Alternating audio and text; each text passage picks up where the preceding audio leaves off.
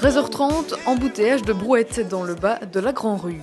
Ici, on va monter la Grand Rue et ça va être une course de vitesse en fait, avec la course en tant que telle qui commence après dans l'enceinte de la faculté. Et on gagne un fût pour l'équipe la plus rapide qui arrive au sommet de la Grand Rue en premier. Parmi les spectateurs venus assister au prologue, des étudiants bien sûr, mais pas que. Pourquoi être venu voir le prologue? C'est une organisation très bien, c'est très chouette, voilà. Chaque année, il y a toujours un peu plus de monde. Et alors là, il y a une brouette qui vous a marqué ou pas spécialement? Oh ben, la dernière, là, je sais pas, mais c'était une fusée, quoi. La fusée, c'est elle, et c'est sûr son équipe ne gagnera pas le prologue, mais elle attire les regards. Et qu'est-ce qui se passe? On fait de la fumée. D'accord. De la fumée, parce que c'est un sanglier, mais il est pas content.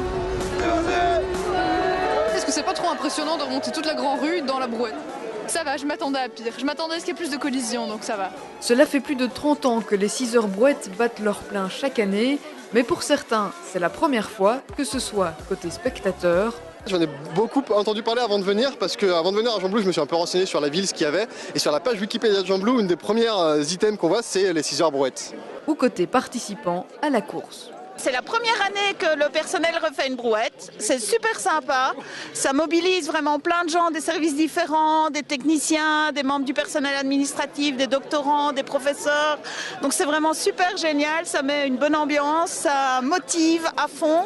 Et voilà, c'est en fait vraiment à l'image de la fac ici. Il faut suivre scrupuleusement le tracé.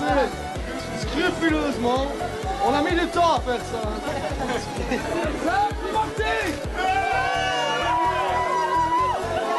Et pour suivre scrupuleusement les lignes, un verre de bière peut aider.